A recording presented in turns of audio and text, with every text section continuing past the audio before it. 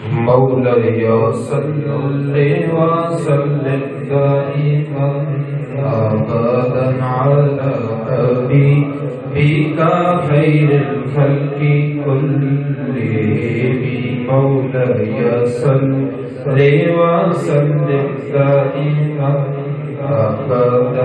یہ سارے لوگ ہیں وہ پکے کافر ہیں. مومن کون ہے جی؟ مومن صرف وہی ہے جو اللہ پر ایمان لائے، بلا تفریق تمام رسولوں کو مانے. یہ سارے اللہ تبارک و تعالیٰ کے برحق نبی. آیت نمبر 153 تا 161 میں یہود کی بہت ساری جہالتوں کا اور سرکشیوں اور ہٹ درمیوں اور فرمائشی مطالبات کا ذکر ہے. انہوں نے رسولوں سے مطالبہ کیا کہ ہم پر آسمان سے کتاب نازل کریں.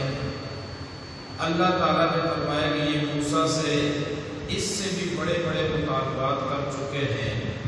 پھر اللہ تعالیٰ نے ان کی عہد شکنی اور کفر کی وجوہات کو بیان کیا. پہلی وجہ یہ بیان کی کہ انہوں نے آیات الہی اور معجزات انبیاء سے انکار کیا. پہلے کہتے کہ قرآن اترے، جب قرآن اترتا تو اس میں انکار کر لیتے. نبیوں سے معجزے جو وہ طلب کرتے کہ تم یہ کر کے دکھاؤ، یہ کر کے دکھاؤ تو ہم ایمان لے آئیں گے، مگر جب وہ معجزے کا ظہور ہوتا تو پھر یہ انکار کر لیتے. دوسری بات یہ تھی کہ یہ نبیوں کو ناحق قتل کرتے تھے. جو ان کے دین کے خلاف نبی آواز اٹھاتے تو نبیوں کو بغیر کسی وجہ سے قتل کر دیتے. حضرت مریم سلام اللہ علیہ پر بہتان باندھا کہ یہ جناب جب ان کی شادی نہیں ہوئی تو عیسیٰ علیہ السلام کی پیدائش کیسے ہوئی؟ وہ تو اللہ تبارک و تعالیٰ کی حکمت تھی کہ وہ بہتان باندھتے. عیسیٰ علیہ السلام کے قتل کا دعویٰ کیا کہ ہم نے عیسیٰ کو جو ہے وہ صلیب پر چڑھا دیا، ان کو قتل کر دیا. ہٹ درمی سے یہ کہا کہ ہمارے دلوں پر خلاف ہے، یعنی کہ ہمارے دل میں سے عیسیٰ والوں نے خلاف چڑھے ہوئے. اللہ تعالیٰ نے فرمایا کہ انہوں نے حضرت عیسیٰ کو قتل نہیں کیا، بلکہ انہیں نہ ہی ان کو سولی دی گئی، ان پر صورتحال مشتبہ کر دی. حالانکہ انہوں نے عیسیٰ علیہ السلام کو گھیرا تھا، گھیر کر لے کر آئے تھے، مگر حضرت عیسیٰ علیہ السلام شکل کا ایک اور آدمی اللہ تبارک و تعالیٰ نے ان کے سامنے کھڑا کر دیا اور عیسیٰ علیہ السلام کو زندہ آسمانوں پر اٹھا دیا. یہ ہمارا یقین و قرآن کریم میں بھی اسی طرح سے. آیت نمبر 163 میں بتایا گیا کہ وحی ربانی اور نبوت کا سارا سلسلہ آپس میں مربوط ہے. یہ اللہ تبارک و تعالیٰ کی طرف سے جو وحی آتی ہے اور اللہ تبارک و تعالیٰ کی طرف سے جو پیغام آتے ہیں، یہ سارے سلسلے جو وہ مربوط ہیں. حضرت نوح اور ان کے بعد کے انبیاء علیہ السلام اور حضرت ابراہیم کا حضرت عیسیٰ، تمام انبیاء کرام علیہ السلام کا ذکر کرنے کے بعد فرمایا کہ جس طرح ہم نے انبیاء کرام پر باری باری وحی نازل فرمائی اے رسول، اسی طرح ہم نے آپ پر بھی وحی نازل کی. یعنی کہ یہ جو وحی کا سلسلہ ہے یہ تمام انبیاء کرام علیہ السلام کے ساتھ جڑا ہوا تھا، مربوط تھا. آیت نمبر 174 میں بتایا کہ اے لوگو تمہارے پاس اللہ کی طرف سے قوی دلیل آ گئی. جب مضبوط دلیل تمہارے پاس آ گئی، اب تمہاری طرف واضح نور نازل کیا گیا. اللہ تعالیٰ قد جاءکم برہان من ربکم، اللہ تبارک و تعالیٰ کی طرف سے واضح دلیل تمہارے پاس آ گئی. اس سے مراد آقا علیہ السلام کی ذات گرامی. آقا علیہ السلام اور قرآن مجید سے مکمل وابستگی اختیار کرنے پر ہی صراط مستقیم پر ثابت قدم رہنے کا احسان ہے. یعنی کہ جیسے آپ کی ذات کو ماننا ہے اور آپ کے ساتھ وارفتگی کا مطلب ہے والہانہ عشق اور محبت، اور آپ کے تمام تر اصولوں کو ماننے کا نام ہی دین ہے۔ سورہ مائدہ میں فرمایا کہ مستثنیات کے سوا جن کا بیان آ گیا ہے کہ 4 پاؤں والے جانور حلال کیے گئے ہیں، لیکن حرام کی حالت میں شکار احرام کی حالت میں شکار حلال نہیں ہے۔ مزید فرمایا کہ اللہ تعالیٰ کی نشانی اور حرمت والے 4 مہینوں کی بے حرمتی نہ کرو۔ اس طرح کعبہ میں بھیجی ہوئی قربانیوں اور جن جانوروں کے گلوں میں قربانی کی علامت کے پٹے پڑے ہوئے ہیں ان کی بھی بے حرمتی نہ کرو۔ آگے اسی طرح چلتے آیت نمبر سورہ مائدہ کی 5 میں بتایا گیا کہ مسلمانوں کا کھانا اہل کتاب کے لیے حلال ہے، کہ اہل کتاب جو دوسرے انبیاء پر یقین رکھنے والے جیسے تورات کو ماننے والے، زبور کو ماننے والے، تو ان کے ساتھ جو وہ کھانا حلال ہے، مگر فی زمانہ وہ اہل کتاب باقی رہے، یہ تو بالکل کافر ہو۔ اگر عیسائی یہ کہیں کہ ہم عیسیٰ علیہ السلام کو مانتے ہیں، یہ تو خود کفر اور شرک کے مرتکب ہیں کہ ان کو اللہ کا بیٹا مانتے ہیں، یہ اہل کتاب نہ ٹھہرے۔ تو اس لیے فی زمانہ بمشکل ہی ہے کہ کوئی اہل کتاب باقی ہو۔ یہ جتنے بھی ہیں انہوں نے تمام کتابوں کو بدل دیا، منحرف کر دیا، اپنی مرضی کے مطابق ان میں باتیں شامل جو ہے وہ کر لی، اپنی مرضی کی باتیں کتابوں میں چھوڑ دی، باقی نکال دی۔ کتاب سے مراد تورات اللہ کی طرف سے نازل کردہ کتاب جیسے قرآن ہے، قرآن میں تو کوئی رد و بدل کر ہی نہیں سکتا، کیونکہ اس کی حفاظت کا ذمہ اللہ تعالیٰ نے خود اٹھایا ہے۔ اِنَّا نَحْنُ نَزَّلْنَا الذِّكْرَ وَإِنَّا لَهُ لَحَافِظُونَ، ہم نے اس کتاب کو نازل کیا ہے اور اس کی حفاظت کا ذمہ اللہ تعالیٰ نے فرمایا ہم نے اپنے ذمہ کرم پر اٹھایا۔ تو جو گزشتہ کتابیں تھیں نازل تو وہ بھی اللہ کی طرف سے تھی، مگر امت ان کی حفاظت نہ کر سکی اور ان کو تبدیل کر دیا، اپنی مرضی کی باتیں ان میں چھوڑ دی، باقی ساری باتیں جو ہے وہ ختم کر دی۔ اسی طرح آیت نمبر 6 میں وضو کے 4 فرائض بیان کیے، یا ایھا الذین آمنوا اذا قمتم الی الصلاۃ فاغسلوا وجوہکم وایدیکم الی المرافق۔ تو یہ وضو کے 4 فرض ہیں جو سورہ مائدہ میں بتائے گئے۔ سب سے پہلا فرض یہ ہے، کل کی جو گفتگو میں جب وہ تیمم کا طریقہ بتایا گیا کہ تیمم جب تم پانی نہ ملے تمہیں تو اس وقت تیمم کر لیا کرو، پانی کو خوب تلاش کرو، آس پاس کہیں پر بھی نہیں نظر آ رہا، پھر تیمم کرو۔ تیمم اس کو کہتے ہیں کہ زمین پر 2 ضربیں لگانی، اپنے ہاتھ سے ایسے آگے کر کے پیچھے کرنا ہے، پھر ان ہاتھوں کو اس طرح جھاڑنا ہے، پھر پہلی ضرب کے ساتھ اپنے منہ پر جو ہے وہ چہرے پر مل لینے ہاتھ، اور جب دوسری مرتبہ آپ اسی طرح کر کے جھاڑ کے ہاتھوں کو اپنی جو ہے وہ کلائیوں پر مل لیں۔ یہ پورا جو ہے وہ سمجھو کہ وضو ہو گیا، تیمم کا طریقہ یہ۔ تو اس کو ایسی حالت میں ہے کہ مثال کے طور پر آپ جنازے میں چلے گئے اور وہاں پر پانی کے اوپر رش لگا، ادھر سے جنازہ کھڑا ہو گیا ہے، تو آپ جنازے کے وقت تیمم کر سکتے ہیں۔ آپ عید کی نماز کے لیے آئے اور عید کی نماز آگے کھڑی ہو چکی ہے، اب آپ وضو کریں گے تو نماز آپ سے نکل جائے گی، آپ اس وقت یہ تیمم کر سکتے ہیں۔ عام نمازوں کے لیے ایسا نہیں ہے، عام نمازوں میں آپ پانی کو تلاش کریں۔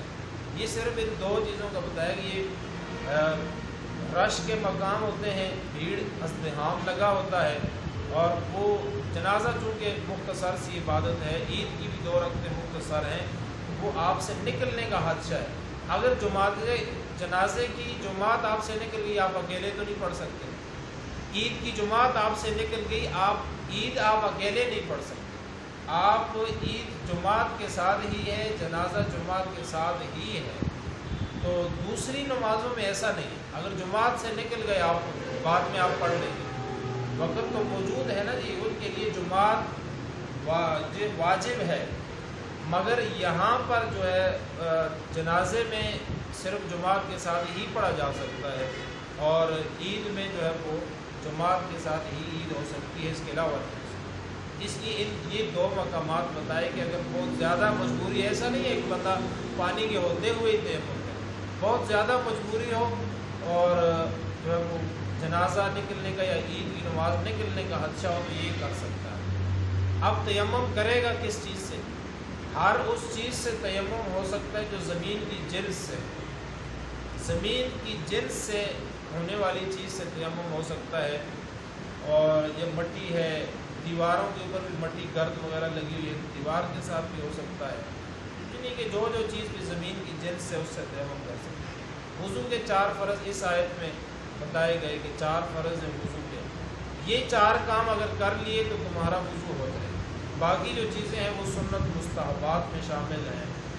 وضو کے 4 فرض یہ ہیں کہ فغسلوا وجوہکم، سب سے پہلے اپنے چہرے کو، یہ قرآن نے بتایا، وَأَيْدِيَكُمْ إِلَى الْمَرَافِقِ، پھر اپنی جو ہے وہ بازوؤں کو دو کوہنیوں سمیت.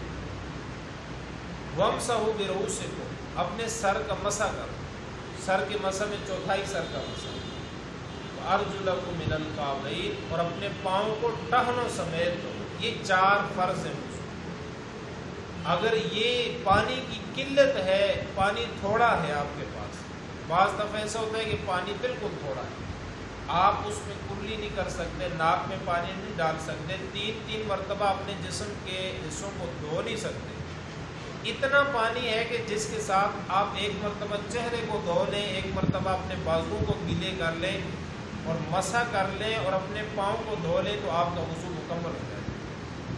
مگر عام حالت میں جو پانی وافر مقدار میں موجود ہو تو پورا وضو جو ہے سنت طریقہ جو وضو کا ہے، سب سے پہلے ہاتھ دھونے، پھر کلی کرنی، ناک میں پانی ڈالنا، منہ کو 3 مرتبہ دھونا، ہاتھوں کو، پھر یہ پوری ترتیب ہے.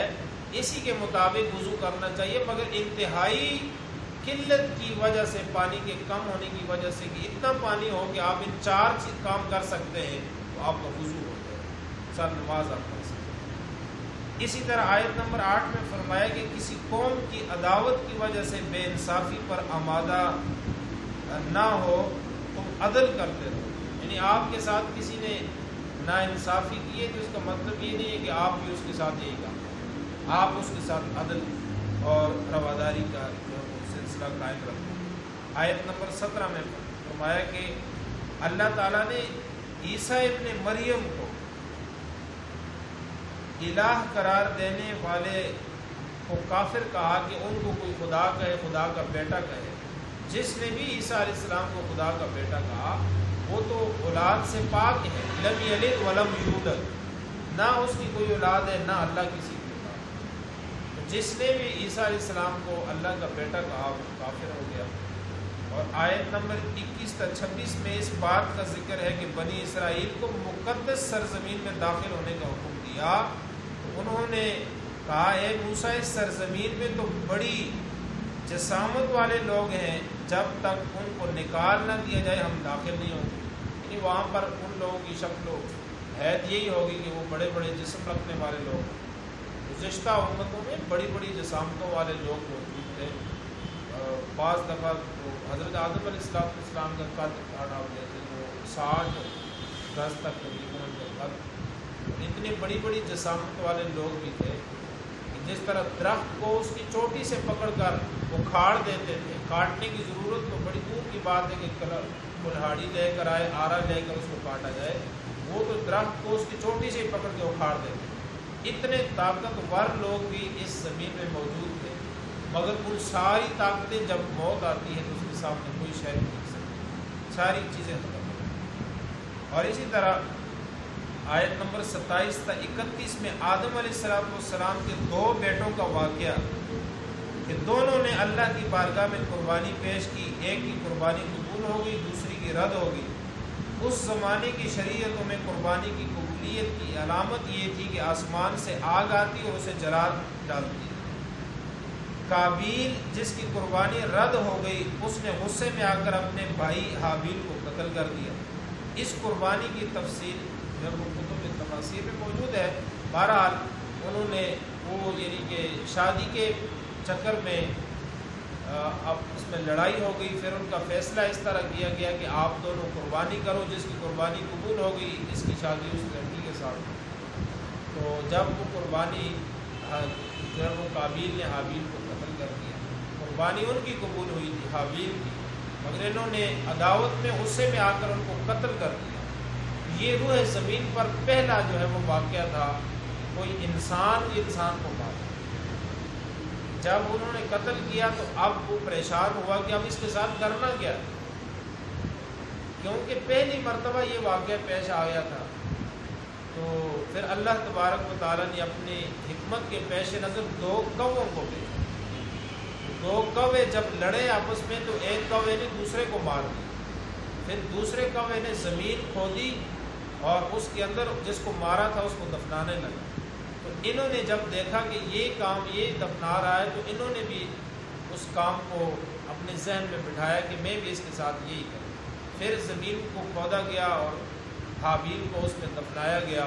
اس دن سے زمین کے اندر دفنانے کا رواج پیدا ہوا کہ انسان جب فوت ہو جائے تو اس کو زمین کے اندر دفنانا۔ اس سے پہلے اور جو قابیل نے قتل کیا، روح زمین پر سب سے پہلے قاتل قابیل ٹھہرے، اور قیامت تک جتنے بھی قاتل ہوں گے ان تمام قاتلوں کا گناہ قابیل کو بھی ملتا رہے گا، کیونکہ آغاز انہوں نے کیا۔ اس بات کو لے کر آگے تمام باتوں پر قیاس کریں کہ جس آدمی نے بھی برائی کی ابتدا کی تو قیامت تک جو لوگ بھی اس برائی کے مرتکب ہوں گے، اس برائی کو کرتے رہیں گے، تو برائی کا آغاز جس نے کیا گناہ اس کو بھی ملتا رہے گا، جنہوں نے کیا گناہ ان کو بھی ملتا رہے گا۔ اس لیے ہر برے کام کی آغاز سے بچیں کہ ہم سے وہ آغاز نہ ہو، کیونکہ اگر آپ نے آغاز کر لیا برائی کا، یہ فی زمانہ جب وہ لوگ ایسے گروپ بنا لیتے ہیں واٹس ایپ پر، کوئی ایسی ویب سائٹ بنا لی جس کے اندر فحاشی ہے، غلط بریانی ایسی چیزیں پھیلتی ہے، تو ان چیزوں کی ابتدا کرنے والا جو ہوگا، جب تک بھی وہ لنک چلتا رہے گا، وہ ویب سائٹ لوگ کھولتے رہیں گے، فی زمانہ اس زمانے کی برائی یہ ہے کہ وہ اس کو گناہ ملتا رہے گا۔ اسی طرح کسی نے جب وہ ایسی فلم اسٹوڈیو بنا لیا، سینما بنا لیا، تھیٹر وغیرہ ایسی چیزیں بنا لی کہ جن کی جو برائی کے اڈے ہیں یہ، اور جب تک بھی یہ چلتے رہیں گے بنانے والے کو گناہ برابر ملتا رہے گا۔ مسلم شریف میں حدیث ہے حضور علیہ السلام کہ جس نے اچھائی کی داغ پہن ڈالی، اچھائی کی ابتدا کی، جب تک وہ اچھا کام دنیا میں ہوتا رہے گا، جس نے بنیاد ڈالی تھی اس کو ثواب ملتا رہے گا۔ جس نے برائی کی جو ہے وہ ابتدا کی، جب تک دنیا میں اور دنیا سے اس کے جانے کے بعد جب تک لوگ اس کو جو ہے وہ اس کو فالو کرتے رہیں گے تو اس کو برائی ملتی رہے گی، قبر میں بھی اس کو۔ اسی طرح آیت نمبر 35 میں اہل ایمان کو تقوی اختیار کرنے اور اللہ کی بارگاہ میں نجات کا وسیلہ تلاش کرنے کا حکم دیا۔ آیت نمبر 36 میں فرمایا کہ کوئی شخص ساری روح زمین کا مالک ہو جائے اور اتنی ہی دولت اسے مل جائے اور وہ یہ سب کچھ اپنی جان کے فدیے کے طور پر دے تو پھر بھی قیامت کے دن کافر کی نجات ممکن نہیں ہے۔ کتنی بڑی بات ہے یہ کہ ایک آدمی کو ساری دنیا کا مالک بنا دیا اور اس دنیا کے اندر جو کچھ بھی ہے وہ بھی سارا اس کو دے دیا ہے، اور یہ آدمی کل قیامت والے دن رب تعالیٰ کے سامنے یہ سارا کچھ پیش کرے کہ الہی مجھے بخش دیا جائے، اس کے بدلے میں یہ سارا کچھ تمہیں دیتا ہوں۔